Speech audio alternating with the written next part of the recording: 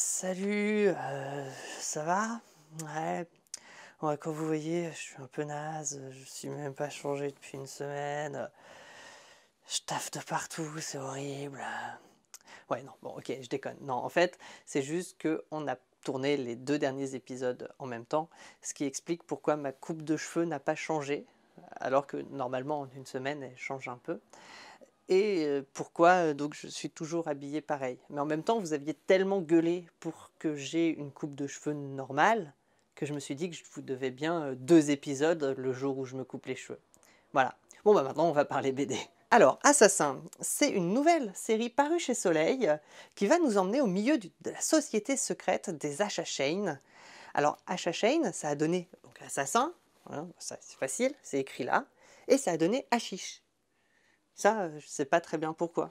Parce que quand on est complètement camé, ça doit être dur de tuer des gens avec des couteaux, parce qu'on les rate. Enfin, ou alors on croit que c'est des éléphants roses, tout ça. Enfin, au bout d'un moment, ça doit être un peu compliqué. Enfin, si vous savez, vous me le dites dans les commentaires, tout ça, mais je n'ai pas trouvé. Mais en tout cas, là, ça parle pas de hashish, ça parle du Troisième Reich et de l'Allemagne nazie. Parce que, donc, les assassins ont un secret que Adolf Hitler voudrait bien récupérer. Et c'est justement la lutte entre ces assassins et tout le Troisième Reich, où on suit Laurence d'Arabie, qui lui est un peu le maillon qui connecte les deux mondes, parce que lui, il a percé le secret des assassins et il connaît l'Europe du XXe siècle. Et la vraie force de cette BD, c'est qu'elle est extrêmement documentée. Historiquement, c'est vraiment... on apprend beaucoup de choses historiques, aussi bien sur l'Égypte ancienne que sur le Troisième Reich. Et en même temps, il y a tout un volet vraiment plus mystique, en fait, et de choses qu'on ne comprendra pas et qui ne nous sera pas forcément expliquées, en tout cas pas dans le premier tome. Et la fin du premier tome est un vrai... voilà, on a juste envie d'avoir très vite le second, et ça donne vraiment envie de continuer la série, surtout qu'on apprend beaucoup de choses, et ça, c'est toujours plutôt sympa. Donc ça, c'est une très bonne BD. Voilà. Alors, Eternam, c'est une nouvelle série aussi, qui sera en 2 tomes. Donc le premier vient de sortir, il s'appelle Samhain, et c'est fait donc par Samélie et Morinière. Alors pour la petite histoire, on avait rencontré Aurélien Morinière à Chambéry, et il nous avait parlé de cette BD. Alors dès qu'on l'a vu, on s'est demandé un peu ce que ça donnait, hein, forcément, parce qu'on est un peu curieux, et puis on avait vraiment passé un bon moment avec lui. Et enfin vraiment pas déçu, le dessin et l'histoire sont vraiment bluffants. J'explique un peu le pitch.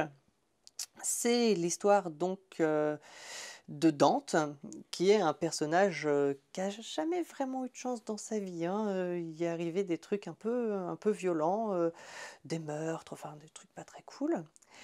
Et en fait, ce qu'il faut savoir, et que vous ne savez pas, vu que vous n'avez pas encore lu cette BD, hein, c'est que la nuit de Samhain, donc nous on dit Halloween, mais c'est pareil, il y a 2 mondes qui cohabitent. Donc le monde normal, le nôtre, hein, bon là voilà, normal, et le monde des éthers, qui est un monde avec des éléments en fait qui façonnent eux-mêmes leur monde. Donc l'élémentaire de l'eau, faire tout un truc très joli en glace, l'élémentaire de feu, lui, il va avoir un truc où il fera un peu plus chaud, enfin... Et en fait, les 2 mondes cohabitent, et Dante va passer d'un monde à l'autre, et ça va foutre un peu le bordel, hein, mais dans les 2 mondes. Et alors la police essaye de suivre ça, mais ils comprennent rien, parce que c'est des policiers français, forcément, on n'a pas les experts hein, chez nous, c'est sûr.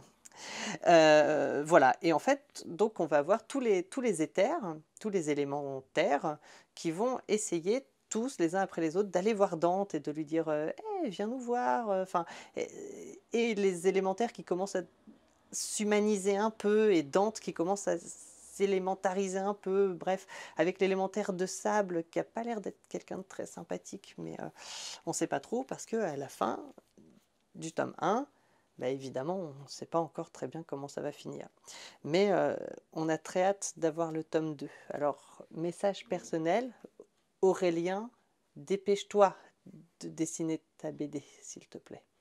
Merci. Et pour terminer donc ce nouveau numéro de Merton fait sa bulle, je vais encore innover, parce que la semaine dernière on a parlé cinéma, je vous ai parlé un peu série télé, je vous ai même parlé de jeux vidéo, et cette fois-ci, je vais vous parler de jeux de plateau.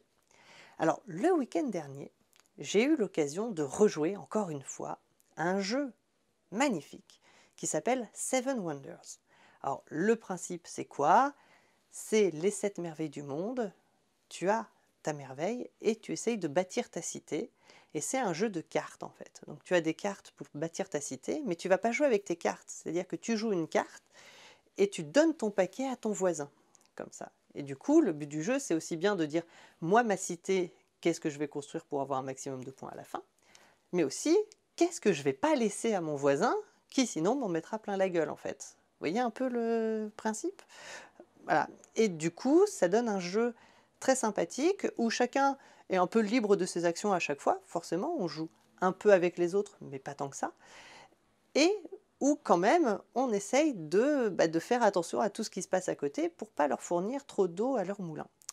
Et donc si vous aimez les jeux de plateau et que vous avez voilà, l'occasion, Seven Wonders, c'est vraiment le jeu, là, depuis le début d'année. Chaque fois que je vais chez les amis, on s'en fait, mais à gogo, parce que c'est super rapide, en une demi-heure, la partie, elle est faite, et pour un apéro ou un truc comme ça, c'est vraiment juste parfait. Voilà. Et bien sur ce, je vous dis à la semaine prochaine. Ciao les amis!